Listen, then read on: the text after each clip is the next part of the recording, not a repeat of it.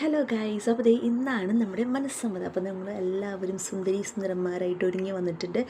കുട്ടാപ്പൂന് ഞാൻ സമ്മതത്തിന് സിമ്പിളായിട്ടുള്ളൊരു കോസ്റ്റ്യൂമ് കൊടുത്തിട്ടുണ്ടായിരുന്നു. ഇനി കല്യാണത്തിന് വേണം കുട്ടാപ്പൂന് ലോക്കൊക്കെ കിടുക്കാനായിട്ട്. അത് കാരണം സമ്മതം നമ്മൾ ഭയങ്കര സിമ്പിളായിട്ടായിരുന്നു കോസ്റ്റ്യൂമ് ചെയ്തിട്ടുണ്ടായിരുന്നത്. അങ്ങനെ ദേ അനീറ്റ ഇവിടെ നിന്ന് മേക്കപ്പൊക്കെ കഴിഞ്ഞ് എത്തിയിട്ടുണ്ട്. അപ്പോൾ അനീറ്റയുടെ ഫോട്ടോഷൂട്ട് നടന്നുകൊണ്ടിരിക്കുകയാണ്. എല്ലാവരും നല്ല ഭംഗിയിൽ അങ്ങോട്ട് ഒരുങ്ങി വന്നിട്ടുണ്ട്. കാരണം നമുക്ക് കുറേ നാളുകൾക്ക് ശേഷം ഉണ്ടാകുന്ന ഒരു കല്യാണമാണ്. അപ്പം നമ്മളത് മാക്സിമം അടിച്ച് പൊളിക്കാൻ നോക്കുമല്ലോ.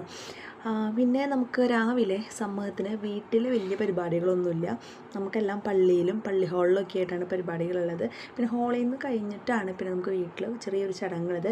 അപ്പോൾ നമ്മുടെ ഇവിടെ തൃശ്ശൂർ എങ്ങനെയാണെന്ന് വെച്ചിട്ടുണ്ടെങ്കിൽ സമ്മതത്തിൻ്റെ അന്ന് മധുരം കൊടുത്തിട്ട് പ്രാർത്ഥനയൊക്കെ ചൊല്ലി ചെക്കൻ്റെ വീട്ടിൽ നിന്ന് ചെക്കൻ്റെ പെങ്ങളും അളിയനും വന്നിട്ട് പെണ്ണിനെ കൂട്ടിക്കൊണ്ട് പള്ളിയിലേക്ക് പോകും.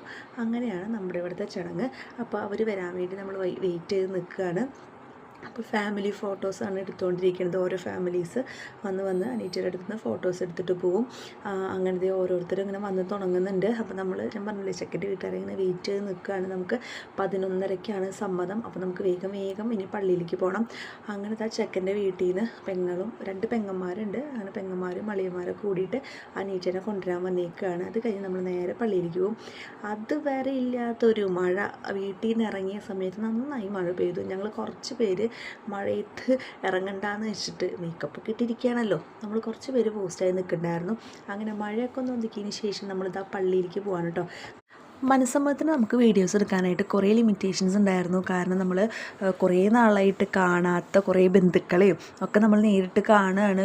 ഫോണിലായാലും കോണ്ടാക്റ്റൊന്നും ഇല്ലാത്ത നമ്മുടെ കസിൻസൊക്കെ ഉണ്ടാവും, ഡിസ്റ്റൻറ്റ് റിലേഷൻസ്. അപ്പോൾ അവരൊക്കെ നേരിട്ട് കാണുമ്പോൾ അവരും ഇങ്ങോട്ടും സംസാരിക്കാൻ പോകും. അപ്പോൾ നമുക്ക് വീഡിയോസ് എടുത്ത് നടക്കാമെന്ന് പറഞ്ഞാൽ അത്ര സുഖമുള്ള ഏർപ്പാടല്ല.